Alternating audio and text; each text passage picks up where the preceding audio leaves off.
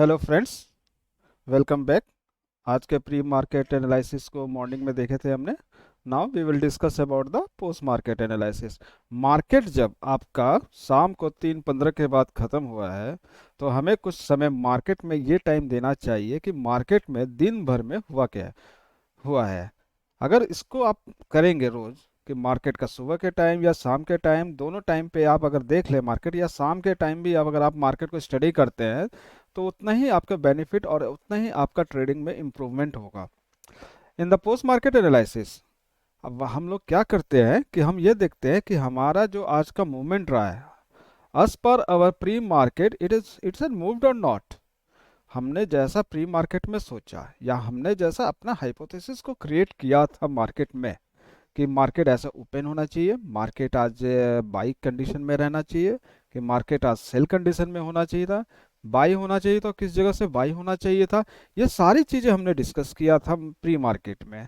सो देखते हैं कि आज के प्री मार्केट में मार्केट ऐसा मूव किया कि नहीं किया। हाँ, ये आपका Nifty 50, auto sector, energy sector, bank sector. आज हम निफ्टी और सेक्टर वाइज ही सबसे पहले स्टडी करेंगे कि हमने जो बात निफ्टी में किया था कि निफ्टी का चार्ट को हम स्टडी करेंगे। तो निफ्टी को देखिए, ये चार स्प्लिटिंग स्क्रीन में है, तो इसको करेंगे और नीचे अगर आप यहाँ पे बॉक्स देख रहे हैं इसको क्लिक करेंगे तो स्क्रीन आपका बड़ा हो जाता है। ना this is our daily chart, और इस डेली चार्ट के बेसिस पे हमने वीक के रेंज को मार्क किया था। पिछले 2 वीक का रेंज मार्क किए थे मॉर्निंग में कि आपका ये वीक का हाई था और ये वीक का लो था। और उसके बाद हमने ये कहा था कि हमको अपने डेली का रेंज का, कि मार्केट अगर खुलता है अपने डेली के अंदर में और निफ्टी अगर 17,000 का लेवल को मेंटेन करता है तो हमको एक अच्छा मूव नज़र आना चाहिए। अगर मार्केट ऊपर 17,000 के ऊपर सस्टेन करता है तो, नहीं करता है तो इट मे बी पॉसिबल कि वो फॉल कर जाए। और मार्केट जैसे कल फॉल किया था, ऑन दैट बिहाफ मार्केट को बहुत तेज़ी के साथ तोड़ देना चाहिए था सब कुछ लेवल को, लेकिन ऐसा नहीं हुआ। मार्केट ने उल्टा क्या किया, आज के दिन कल तो सेलिंग दिखाया और आज जस्ट एक buying candle, green candle buying candle बना दिया। तो ये पॉसिबिलिटी होता है, मार्केट का नेचर है कि आपको जरूरी नहीं है कि हर दिन पूरा सेल मिल जाए या हर दिन पूरा ग्रीन मिल जाए। इट्स ऑन मैटर है कि आपको मूवमेंट मिलने वाला है, आइदर डायरेक्शन आपको चेक करना, और आपको इसी चीज़ का हम लोग को प्रैक्टिस करना है कि हाँ ये डायरेक्शन होता है मार्केट का। इसके बीच में और एक बात कहा था मैंने प्री मार्केट में कि इनिशियल फेस में जब मार्केट रहेगा तो मेरा इस दिन का भी बीता हुआ 10 अक्टूबर का जो भी लो होगा, क्योंकि मार्केट 10 अक्टूबर के लो के नीचे तोड़ के क्लोजिंग दिया था, तो ये लो भी मेरे लिए इंपॉर्टेंट हो जाता था कि मार्केट यहाँ से जैसे अगर नीचे खुले और ऊपर जाता है तो यहाँ से इसको रिजेक्शन लेना चाहिए। ये सारी बातें हमने प्री मार्केट के एनालिसिस में किए थे। सो लेट्स सी कि आज निफ्टी 50 अपने आप को कैसे मूवमेंट दिया और हम ट्रेडर्स इसको कैसे देखें। तो हमने जब मार्केट शुरू हुआ तो ऑलमोस्ट हमको 17, पहला इंडिकेशन 17,000 के ऊपर इसकी ओपनिंग मिल गया। अगर इसकी ओपनिंग अगर 17,000 कोई स्ट्राइक प्राइस है उसके ऊपर ओपनिंग मिल रहा है तो इट्स अ गुड ना। ठीक है कि मेरे पास एक रेंज है 17,000 टू 17,050 का, उस रेंज के बीच में आप इसको ट्रेड। अभी market first of all either direction move हो सकता है मॉर्निंग में। 10-15 मिनट तो हम बोलते भी नहीं कि एंट्री लीजिए कुछ कीजिए, आप मार्केट को मूव करने दीजिए, और मार्केट जब मूव हो जाएगा अपने आप को स्टेबल कर लेगा तो उसके बाद हमारा मूवमेंट आता है कि हम उसको मूव कर को कैच कर पाएंगे कि नहीं कर पाएंगे।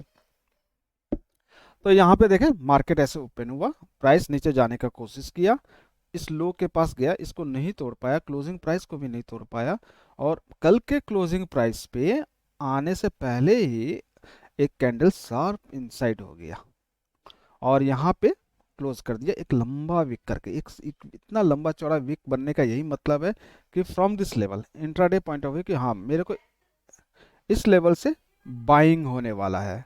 जब बाइंग हुआ, अगर कैंडल इतना देर अंदर गया तो मतलब कि बायर्स हैं और इस चीज़ को बाइंग हुआ है। अब इस बाइंग होने के बाद पोस्ट या मार्केट ऊपर मूव किया और यहाँ पे इस लेवल से टकराया, हो सकता था बाइंग करके ऊपर चला जाता, और इसने यहाँ से फॉल आउट होना शुरू हो गया। सो अगर मैं देखूं, मैं अगर ये लाइन भी नॉट ड्रा करूं तब भी मेरे लिए कोई इतना ये नहीं है कि हाँ इसी लाइन से क्यों टकराया, ऐसा कुछ नहीं है। बस हमको ये एक इंडिकेशन होना था कि हम थोड़ा चार्ट को स्क्रॉल करें तो हमको तब भी नज़र आता है कि ओके इस लेवल है, यहाँ से थोड़ा बहुत रिजेक्शन मिल सकता है। मिला नहीं तो जैसे देखिए यहाँ पे रिजेक्शन नहीं मिला, इसने ब्रेक कर दिया, ये भी पॉसिबल था यहाँ पे होने का। ये यहाँ हुआ, यहाँ हो जाता तो इस सिनारियो के लिए भी तैयार रहना चाहिए और इस सिनारियो के लिए भी हम लोग को तैयार होना चाहिए। Whatever may be the case, you we should be ready to accept that market had rejected from this page or market had accepted this line. We have to know कि हाँ ये कैसे बीत रहा है, मार्केट का candles कैसे, price कैसे मूवमेंट कर रहा है। One of the important parameters in stock market is the price. आपको प्राइस का मूवमेंट बहुत अच्छे से ध्यान रखना पड़ेगा और उसी के बेसिस पे सारे स्ट्रक्चर को आपको बनाने पड़ेंगे। इससे अगर आपको सारे स्ट्रक्चर बनते हैं तो बहुत बढ़िया बात है। सो मार्केट इस तरह से आया, ऊपर आया, फिर नीचे आया और यहाँ पे ऐसे मूव करने लग गया। तो मार्केट सुबह प्री मार्केट में हमने बात किया था कि मार्केट का मूवमेंट है जो है कि अगर मार्केट ओपन होता है कहीं इस रेंज में, तो हो सकता है कि मार्केट ऐसे फॉल करे, फॉल करने के बाद इस तरह से मूव करे, ये ऊपर जाएगा, ऐसे जाना चाहिए। तो इनिशियली वैसे कि डायरेक्टली तो नहीं गिरा, ये कुछ मार्केट नीचे, एक पहला ही कैंडल जो था इस कैंडल ने ही गिर के ऊपर चढ़ा दिया और उसके बाद ऊपर जाने के बाद मार्केट फिर फॉल किया। ओके, और यहाँ से फिर प्राइस ऊपर गया, फिर यहाँ पे एक डिप लिया, फिर ऊपर गया, फिर यहाँ पे ऐसे किया, फिर यहाँ पे एक हाई लाया, फिर यहाँ पे आया, फिर यहाँ पे ऐसे गया और ऐसे ऊपर चलता चला गया। यहाँ पे इस स्ट्रक्चर को देखेंगे आपको तो ये एक पैटर्न है जिसको हम बोलते हैं head and shoulder. Now this structure represent the bearish head and shoulder, कि प्राइस आपका बियरिश है।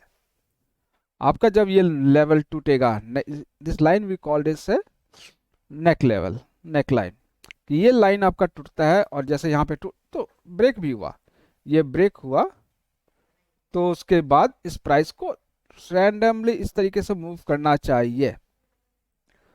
अल्टरनेटिव नहीं है इसके पास कि इसको मूव करना चाहिए नीचे, बट ये जैसे ब्रेक किया एक स्ट्रॉन्ग ग्रीन कैंडल यहाँ पे नजर आने लग गया।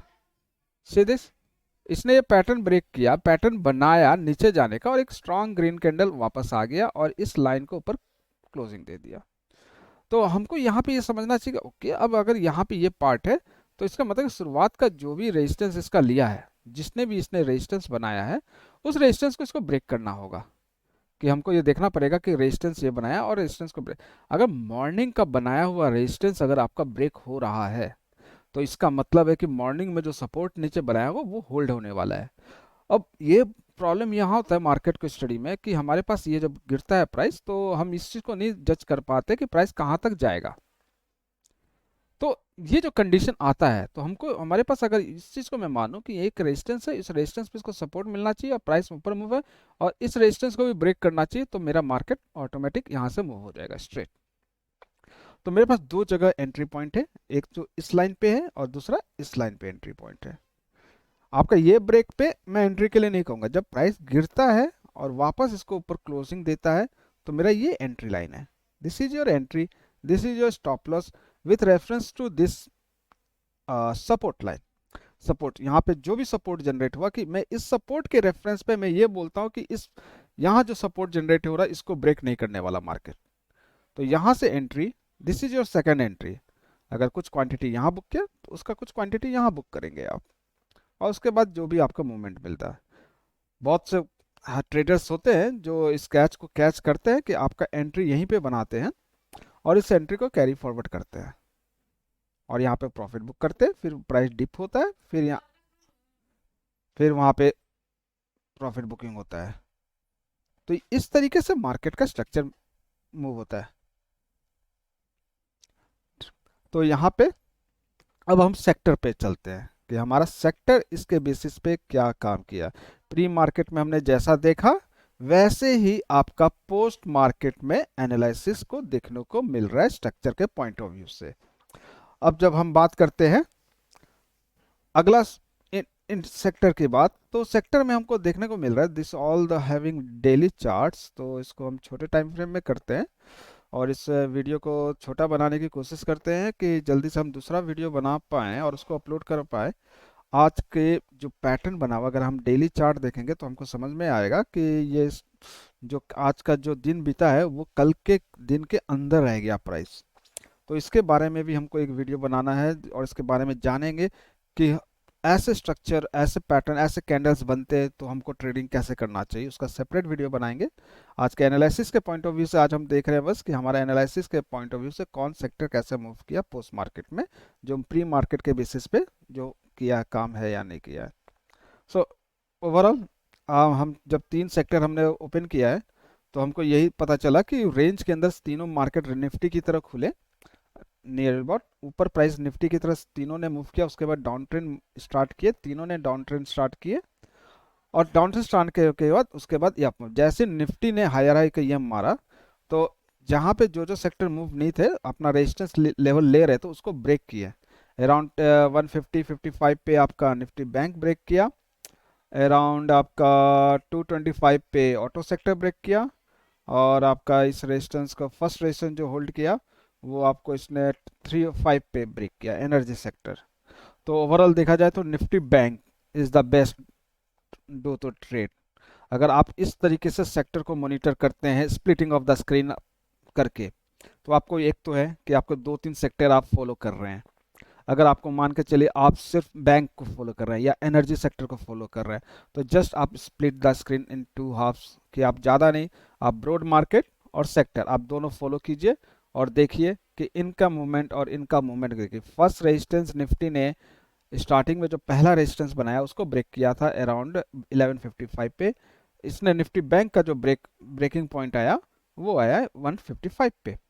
तो मेरे पास यहाँ से अब मूवमेंट स्टार्ट हो जाता है बाइंग के लिए। That's a post market analysis, friends. Thank you for watching my video. Thank you.